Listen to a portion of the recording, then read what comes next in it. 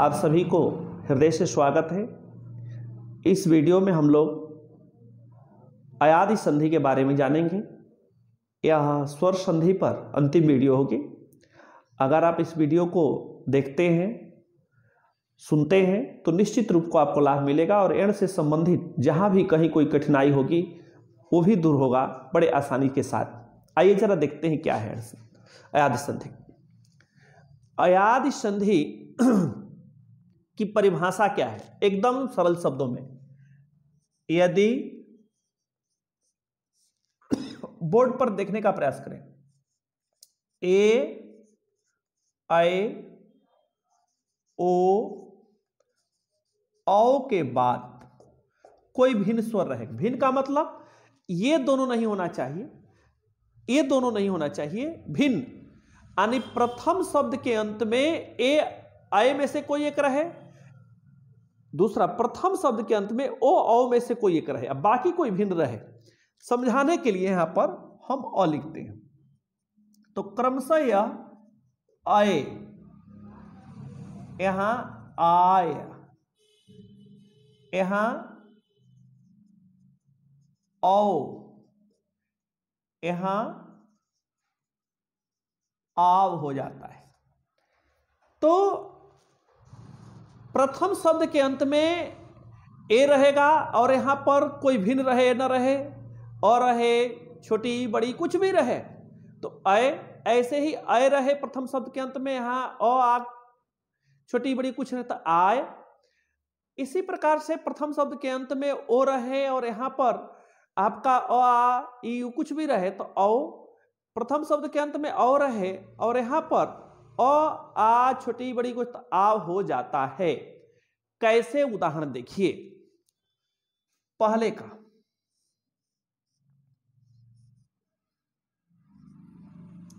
ने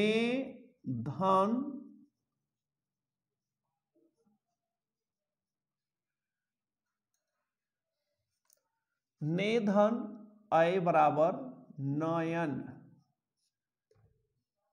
इसी तरह से चे धन अन बराबर चयन। अब अगर आप तीसरा भी देखेंगे इसमें तो से धन अन बराबर स्वयं, ऐसे बदलता चला जाता है। इसी तरह से इसके दूसरे पहलू में भी हम लोग देख सकते हैं, 1 2 3। क्या? कैसे आय के बाद आय हो जाएगा? जैसे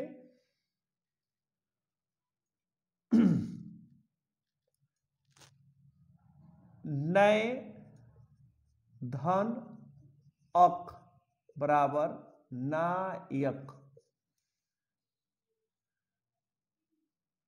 गए धन अक बराबर गायक।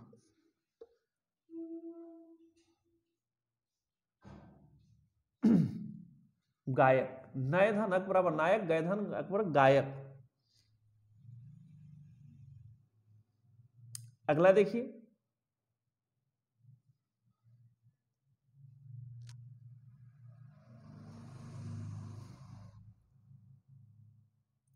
गायक, गए धन इका बराबर गायिका। इसका चौथा भी बन सकता है, नए धन इका बराबर नायिका। तो आप देखें दो से हम लोग किस तरह से बनते हुए चले गए। इसी तरह अगर आप तीसरे पहलू में देखें तो क्या है, ओ के बाद कोई भिन्न स्वर आए समझाने के लिए तो औ हो जाएगा। इसको जरा देखें, इसके भी उदाहरण देखिए, पो धन अन बराबर पवन। दूसरा देखें, भो धन अन बराबर भवन। ये पवन है, अक्सर इसको पूछा जाता है कंपटीशन में। कैसे? तो इसका विच्छेद बताएगा।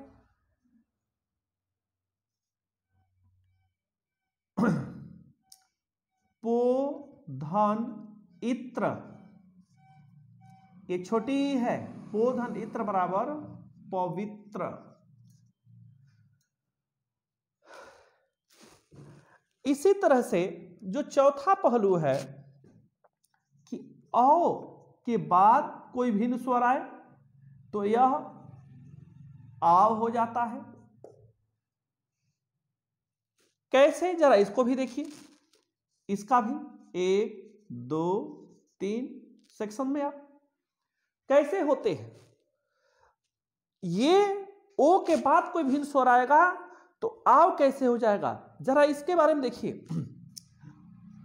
पौ धन अक बराबर पावक।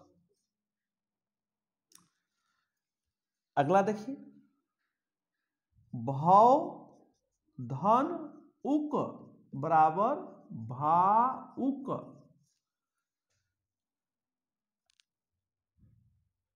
अगला देखिए, पौ धन अन बराबर पावन। एक और देखिए इसका जो अक्सर कंपटीशन में पूछे गए हैं, क्या? श्रव धन अण, श्रव धन अन, श्रव धन अन। जरा इसको जरूर देखिएगा क्योंकि इसका विच्छेद पूछा जाता है। श्रव धन अन बराबर श्रावण। अब अगर श्रावण का विच्छेद कर देता है, पूछ देता है, और आप कहीं भूल से ये बता देते हैं कि श्रव धन अण हो जाएगा तो ये गलत हो जाएगा, क्योंकि अगर वो संधि में ड़ है तो विच्छेद में न हो जाता है, और विच्छेद में न है तो वह ड़ आदेश हो जाता है। इसी कारण से पूछा जाता है।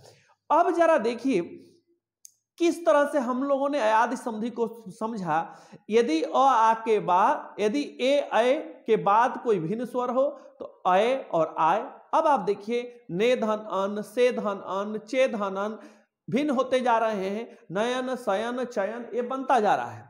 इसी तरह से अय के बाद अ या कोई भी भिन्न स्वर तो आय हो जाता है। जैसे नय धन अक नायक, गय धन अक गायक, गय धन इका गायिका, नय धन इका नायिका।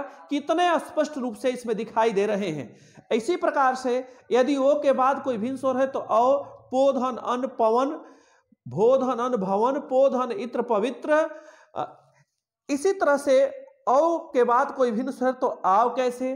पौ धन अक पावक, भौ धन उक भावुक, पौ धन अन पावन, और श्रो धन अन श्रावण। तो श्रावण वाला थोड़े से टिफिकल्ट हो जाता है किसी भी विद्यार्थी के लिए, इसलिए कि जब तक वो जानता नहीं है कि अगर विच्छेद में वह न है तो संधि में अड़ हो जाता है, और अगर अड़ है संधि में, अगर उसको विच्छेद करना होगा, पुनरावस्था में लौटना होगा, तो वह अन हो जाता है।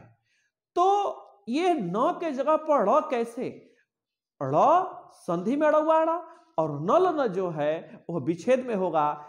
ये टेक्निकल है, इसीलिए इसको पूछे जाते हैं ताकि आप गलत करें। यदि आप इस वीडियो को देखते हैं तो कहीं भी अयादि संधि में आपसे गलत होने वाली नहीं है।